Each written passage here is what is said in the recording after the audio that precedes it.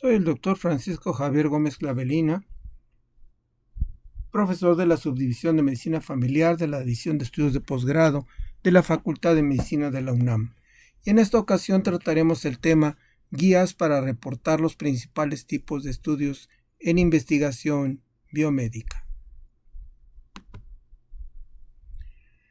La publicación en revistas científicas del área biomédica ha sido el apoyo que las disciplinas biomédicas utilizan para almacenar, renovar el conocimiento científico y tomar decisiones en el área clínica, epidemiológica, sociomédica y en las políticas sanitarias. En esta diapositiva puse solamente las carátulas de algunas de las más prestigiadas revistas que nosotros manejamos y en las cuales precisamente se publican muchos de los artículos que nos permiten, pues lo que aquí decíamos, almacenar, renovar el conocimiento científico y cuando se nos presenta un caso crítico en la clínica, tomamos decisiones con base en el análisis crítico de la literatura científica y pues las políticas sanitarias también basan sus decisiones en lo que se tiene publicado. Cuando se lleva a cabo de forma adecuada y sistemática, la investigación contribuye al acervo de conocimiento de la humanidad y por lo tanto a nuestro progreso general. Sin embargo, esto solo es posible si la calidad de la investigación presentada es precisa y transparente, algo que ya se señaló desde 1938 con la observación de que la evidencia incompleta no es simplemente una incapacidad para satisfacer a unos pocos lectores muy críticos. Con frecuencia hace que los datos presentados tengan poco o ningún valor. Es decir, cuando nosotros no podemos señalar en las publicaciones todos los elementos y todas las actividades que se hicieron con lujo de detalles, de tal manera que el lector u otro investigador que tuviera una capacidad similar a la nuestra pudiera repetir incluso el trabajo de investigación, pues quedan dudas, evidentemente. La presentación de informes precisos y completos también beneficia a los editores y revisores en sus deliberaciones sobre los manuscritos enviados. Para que los ensayos clínicos aleatorizados beneficien finalmente a los pacientes, el informe publicado debe ser del más alto nivel posible. El primer paso tangible para lograrlo fue un conjunto de directrices publicada en 1988 por el Comité Internacional de Editores de Revistas Médicas, que destacaban la necesidad de una transparencia total e instaban a los autores a describir los métodos estadísticos con suficiente detalle para que un lector experto con acceso a los datos originales pudiera verificar los resultados publicados. Esta fue la base de la declaración Consort, cuya traducción son de los estándares consolidados para la notificación de ensayos clínicos, que 10 años después, en 1996, afirmaba que el ensayo controlado aleatorizado, más que cualquier otra metodología, puede tener un impacto poderoso e inmediato en la atención al paciente. Necesita transmitir información relevante sobre el diseño, la realización, el análisis y la generalización del ensayo. Proporcionar al lector con la capacidad de emitir juicios fundamentados sobre la validez interna y externa del ensayo. La presentación de informes precisos y completos también beneficia a los editores y revisores en sus deliberaciones sobre los manuscritos enviados. Para que los ensayos clínicos aleatorizados beneficien a los pacientes, el informe publicado debe ser del más alto nivel posible.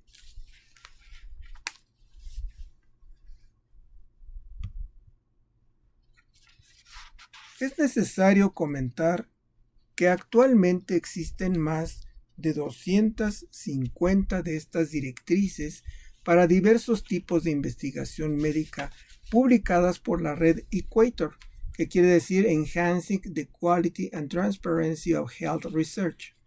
Previamente se formó al grupo GRADE, Grading of Recommendation, Assessment, Development and Evaluation.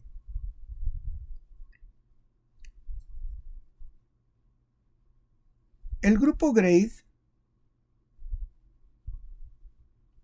se formó por allá por el año 2000 para evaluar y abordar las limitaciones de los sistemas de clasificación en la atención sanitaria, y el enfoque GRADE se considera actualmente el estándar a seguir en el desarrollo de guías clínicas. Un sistema de clasificación es fundamental, ya que los juicios clínicos sobre la validez de la evidencia y las recomendaciones generales en la atención sanitaria son decisiones complejas. Este tipo de enfoque puede ayudar a prevenir errores y a acelerar la evaluación crítica de estos juicios, así como la mejora de la comunicación de dicha información. Según GRADE, las revisiones sistemáticas y los metaanálisis de los ensayos clínicos aleatorizados constituyen el nivel más alto de evidencia, seguidos de los ensayos clínicos aleatorizados individuales, los ensayos no aleatorizados, los diseños observacionales, por ejemplo, estudios de cohorte y estudios de casos y controles, y por último los estudios de caso y las opiniones de expertos, también conocidas como evidencia anecdótica. GRADE también clasifica la calidad de la evidencia como alta, moderada, baja y muy baja, considerando los ensayos clínicos aleatorizados como de alta calidad y los estudios observacionales como de baja calidad. Sin embargo, el nivel de un estudio en particular puede disminuir si existen problemas con el diseño o la implementación del estudio, imprecisión que conduzca a intervalos de confianza excesivos, etc. La calidad puede, no obstante, aumentar si el estudio investiga un efecto de gran magnitud y o cumple con las contrarias a las limitaciones mencionadas anteriormente. La formulación de una guía también debe incluir una pregunta clara, con resultados claros para el paciente. El artista renacentista Miguel Ángel, por allá en el siglo XVI, destacó la importancia del diseño. Sin embargo, los estudios bien diseñados no garantizan la transparencia. El diseño es igualmente crucial para la claridad y la transparencia de la presentación de los métodos utilizados y los resultados que se obtengan. Claramente, las guías son cruciales por todas estas razones.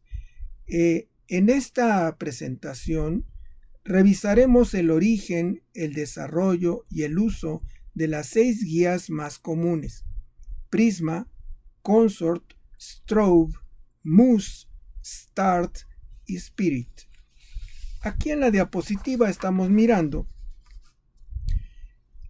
una gráfica en la cual se ejemplifican muchos de las guías que se tienen de reporte según el diseño de estudio, y vamos a ver en las siguientes diapositivas algunas de estas que están aquí representadas.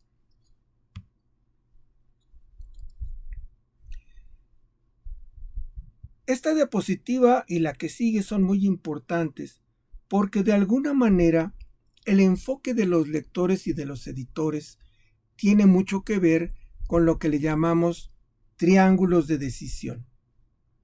Los lectores deben tener en cuenta 2 conjuntos de triángulos de decisión al leer las investigaciones. Un triángulo comprende las fuerzas contrapuestas de los investigadores o autores que se esfuerzan por publicar debido al mantra de publicar o perecer. Es decir, un investigador busca la manera de publicar y seguir publicando, porque de esa manera precisamente es como subsiste su actividad investigadora y como él puede garantizar de alguna manera el ingreso económico que se le otorgan, ya sean las universidades o las organizaciones que otorgan un financiamiento para hacer las investigaciones. Los lectores que deseen leer menos debido a la sobrecarga de información también tienen mucho que ver. No es lo mismo que digan se están publicando 1700 artículos sobre un tema cada mes y que digan cómo voy a leer estos 1700 artículos y cómo puedo tener certeza de que los artículos que estoy revisando son los más importantes. Y por último, estamos ante el impulso de los editores de revistas por aumentar el factor de impacto de sus publicaciones. Es decir, las revistas y los editores de las mismas buscan que la revista publique artículos que se lean mucho y que sean referidos por otros muchos autores con el propósito de precisamente establecer o alimentar el aumento en el factor de impacto de la propia revista.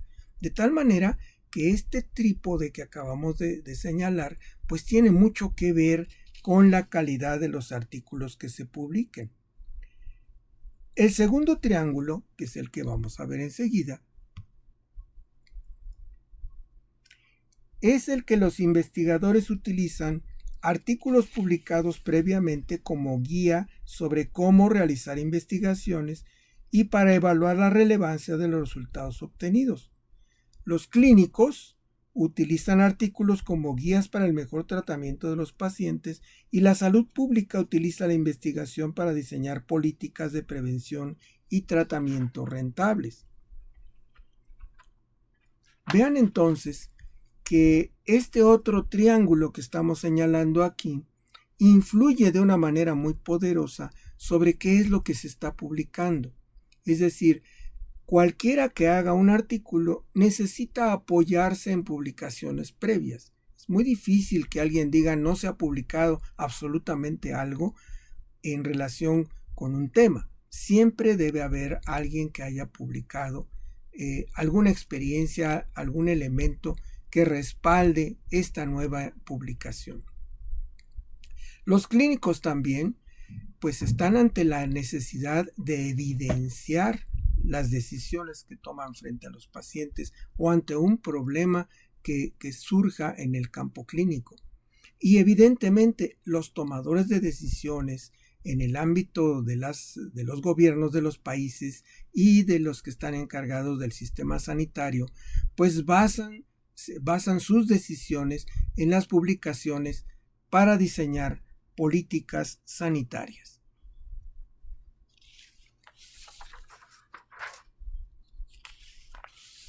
Las guías más comunes. Decía yo, en esta presentación revisaremos las que están aquí señalados en estos 6 hexágonos y que llevan pues un cierto orden. El Prisma, Consort, Strobe, Moose, Start y Spirit. Vamos a hablar primero pues de Prisma.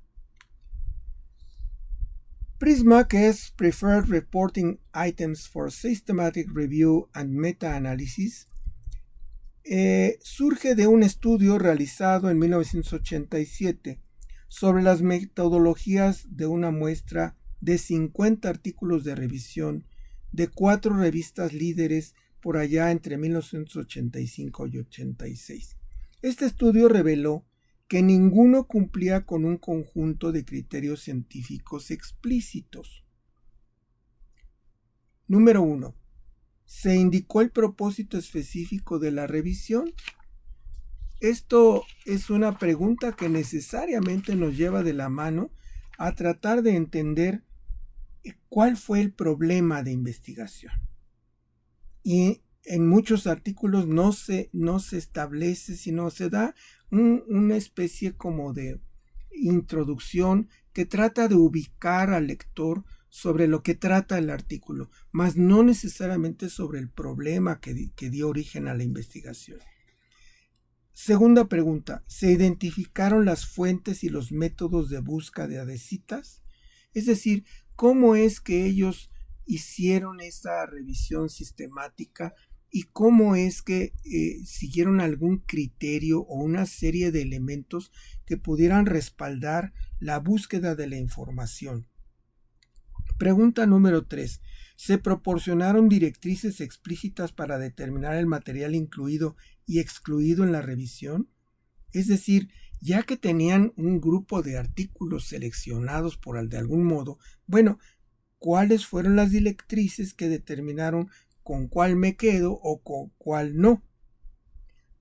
Ahora bien, ¿se realizó una evaluación de la validez metodológica del material de la revisión?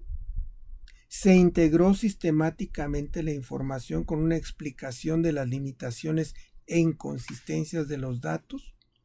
¿Se integró y ponderó o combinó métricamente la información? Es decir, ¿en qué forma se sistematizó y se logró hacer una evaluación de los artículos para decir, con esto que cumple estos criterios, ya puedo decir que vale la pena este artículo? ¿Se proporcionó un resumen de los hallazgos pertinentes? ¿Se propusieron directrices específicas para nuevas iniciativas de investigación?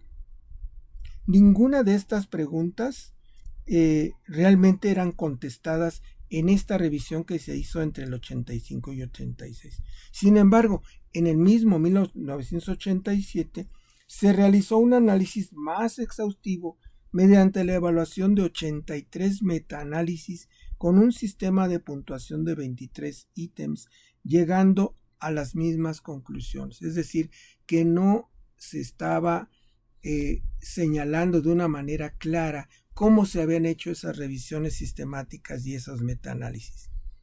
Estas conclusiones impulsaron a un pequeño equipo multinacional de 30 epidemiólogos clínicos, investigadores, estadísticos, médicos y editores a crear en 1996 la lista de verificación y el diagrama de flujo Quorum. Este diagrama estaba diseñado para los metaanálisis de ensayos clínicos aleatorizados y se consideró que el diagrama de flujo aumentaba la transparencia en las decisiones de inclusión, exclusión de estudios, decisiones que podrían introducir incluso algunos sesgos. Quorum se modernizó en el 2009 y se renombró como Prisma. Se actualizó en el 2020 y se mejoró aún más al año siguiente con Prisma S, una guía Prisma para la búsqueda. La lista de verificación Prisma de 27 elementos también incluye un diagrama de flujo de 4 fases, con el fin de proporcionar recursos útiles para mejorar la presentación de informes de revisiones sistemáticas y metaanálisis. Prisma es eficaz no solo cuando las revistas lo recomiendan en las instrucciones para los autores, sino también cuando se aplica de una manera rigurosa. Por ejemplo, en el 2011, una muestra de 146 revistas mostró que Prisma se incorporaba en sus directrices para autores solo en el 27% y con mayor frecuencia en revistas de medicina general o de medicina interna que en revistas de medicina especializada, contrastando entre un 50% frente al 25% en las revistas de medicina de otro tipo. Además, un estudio en 2013 mostró que solo alrededor de un tercio de las revistas médicas recomendaban Prisma. Este mismo estudio mostró que durante el año anterior, un estudio de revisiones sistemáticas en revistas que respaldaban Prisma incluía el 90% de la lista de verificación Prisma y se encontraron un 5% menos de elementos en los artículos de revistas que no la respaldaban. La adherencia fue particularmente alta para el elemento 17 de Prisma, que es la selección de estudios. Un estudio muy reciente de revisiones sistemáticas y metaanálisis en las 5 principales revistas de medicina de urgencias, según su factor de impacto a 5 años, mostró de manera similar que Prisma no se aplicó de forma uniforme y en ocasiones se aplicó con deficiencias. En la diapositiva estamos viendo varios de las esquemas que existen de Prisma. El Prisma, digamos, para revisiones sistemáticas y metaanálisis, el Prisma SRC, que es para revisión de alcance, el Prisma DTA, que es para revisiones sistemáticas de estudios diagnósticos, y el Prisma P, que es para los protocolos de revisión sistemática. Otra guía es Consort. que son los estándares consolidados para la notificación de ensayos clínicos. Toda la medicina depende de la notificación transparente de los ensayos clínicos. Esa es una aseveración muy clara. La evidencia de que los investigadores informaban de forma inadecuada sobre los ensayos debido a sesgos llevó a que expertos, incluidos editores de revistas médicas, investigadores, epidemiólogos y metodólogos, se reunieran en 1993 y crearan la declaración SORT. Esta consistía en una lista de verificación de 32 elementos y un diagrama de flujo que se utilizaban para describir cómo se realizaba un ensayo clínico.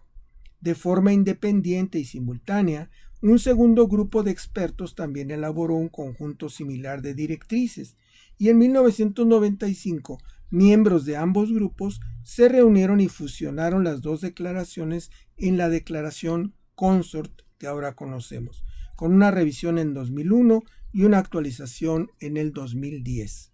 Actualmente, CONSORT está integrada por una lista de verificación de 25 elementos y un diagrama de flujo.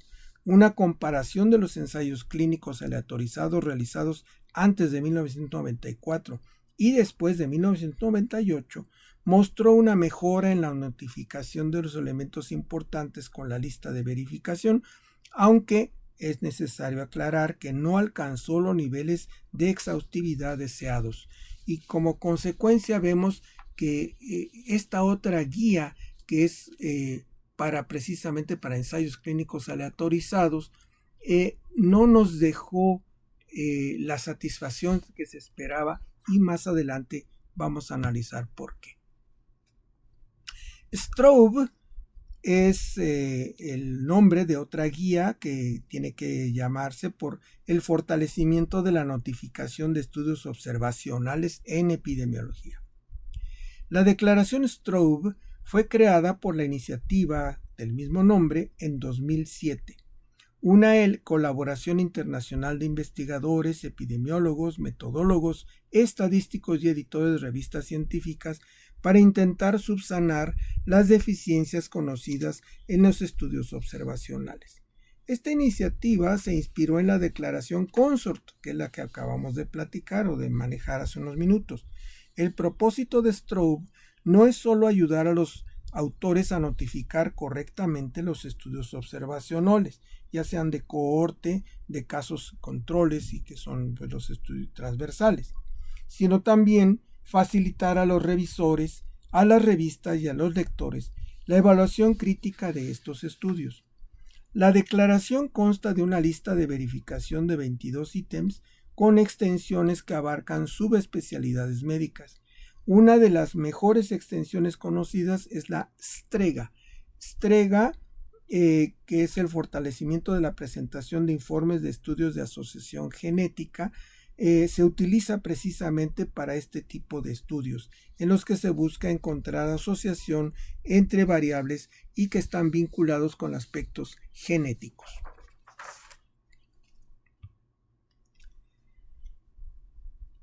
MUS, que es el Meta-Analysis of Observational Studies in Epidemiology, es una lista de verificación de 35 ítems para metaanálisis epidemiológicos de estudios observacionales y fue creada en 1997. Si bien Prisma se utiliza para revisiones sistemáticas y metaanálisis, no toda la evidencia puede sintetizarse a partir de dichos estudios. Además, puede resultar inviable o imposible realizar ensayos clínicos aleatorizados en ciertos temas. ¿Cómo qué temas? Por ejemplo, pensemos que tenemos un tratamiento a través de radiaciones y quimioterapia y lo queremos comparar contra el trasplante de un órgano, de hígado, de riñón y alguna cosa así. Decimos, bueno, un paciente que tiene cáncer y que le podemos salvar el cáncer en ese órgano haciéndole un trasplante, bueno, pues podemos compararlo con los que reciben o los que estarían dispuestos a recibir quimioterapia, por ejemplo. Allí no podemos aleatorizar por cuestiones éticas. y como consecuencia de esto es que estos temas se reservan a este tipo de estudios observacionales que son casi siempre retrolectivos. Por esta razón, una síntesis de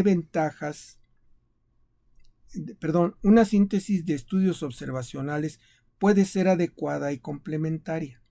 Otras ventajas de los estudios observacionales son su capacidad para identificar y resumir eventos poco frecuentes, ya que el número de sujetos puede ser mayor que el de los que se pueden reclutar en los estudios clínicos aleatorizados, y también permiten seguimientos a largo plazo. Sin embargo, la limitación más significativa es la posible incapacidad para evitar o compensar el sesgo, en particular el sesgo de selección, que es lo que decíamos hace un momento de la aleatorización.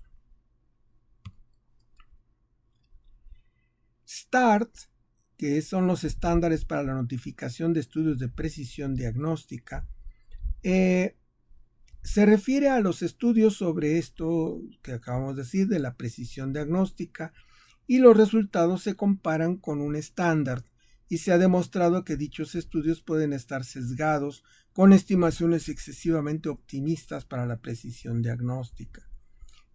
Pensemos, por ejemplo, que queremos comparar el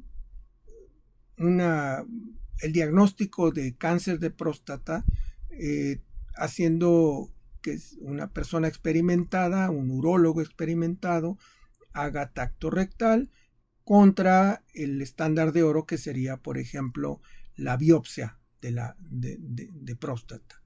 En ese sentido, la biopsia pues tiene una altísima posibilidad de que no haya error. En cambio, aun cuando sea un experto, al realizar su apreciación diagnóstica, puede cometer errores. En ese sentido, bueno, cuando se hacen las comparaciones de uno con otro como método de precisión diagnóstica, pues es que suele hacerse estimaciones que a veces son muy optimistas y pueden tener el sesgo correspondiente. En el año 2000, inspirados por Consort, investigadores, editores y metodólogos crearon una lista de verificación START de 25 ítems y un diagrama de flujo. Un estudio en el 2008 mostró que esta guía tuvo un efecto limitado y con alguna mejora para el 2013.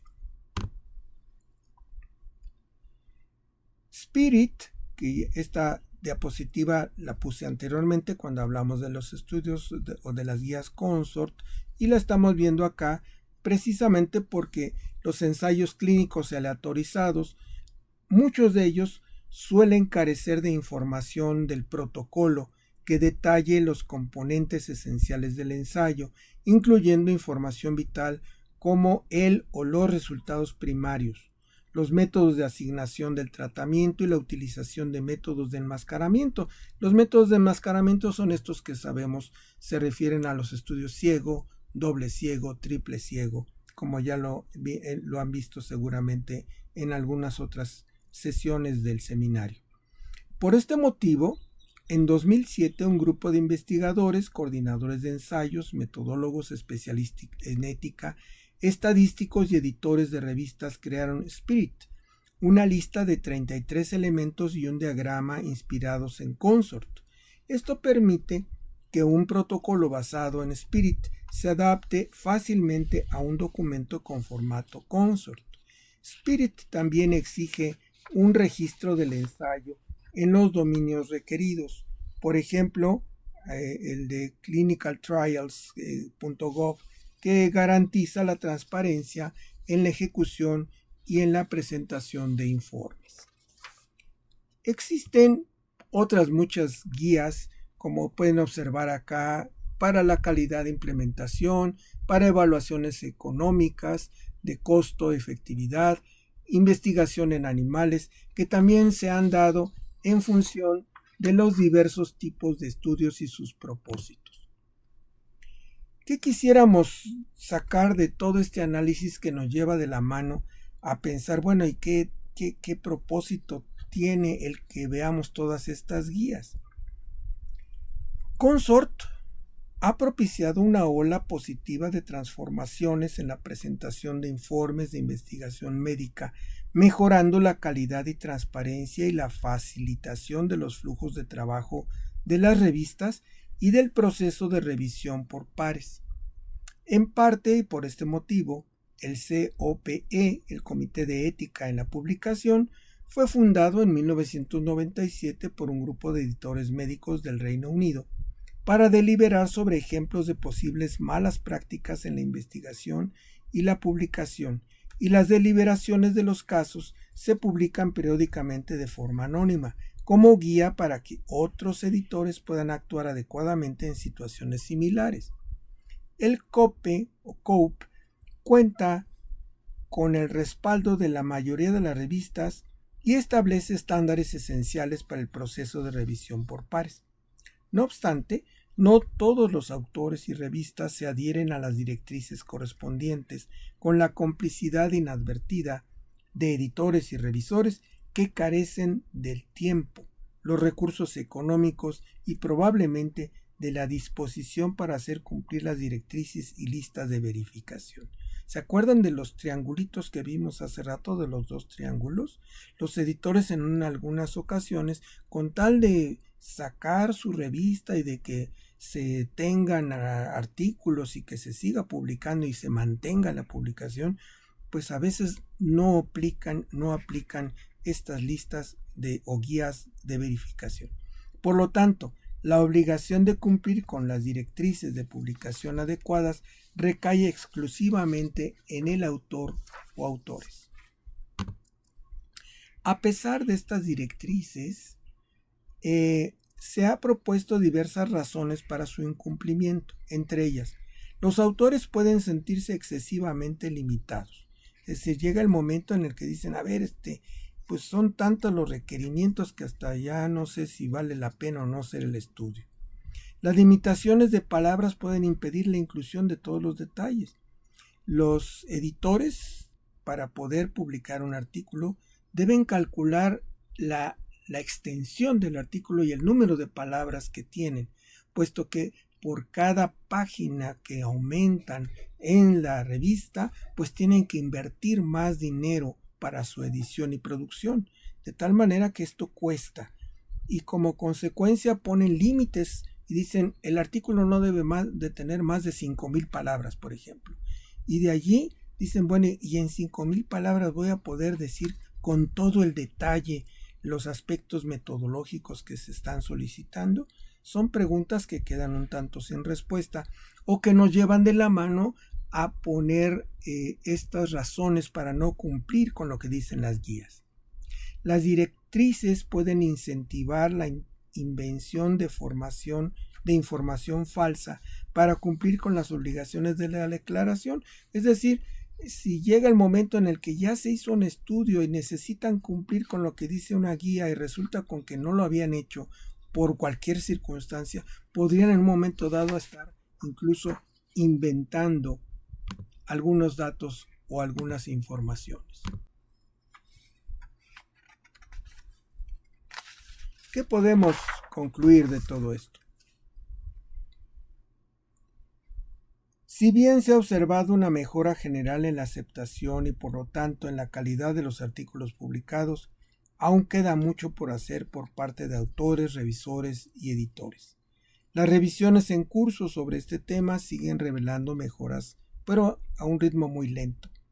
En conclusión, las directrices para la presentación de informes en la investigación médica deberían dar como resultado informes precisos y transparentes que permitan una evaluación sencilla de los hallazgos.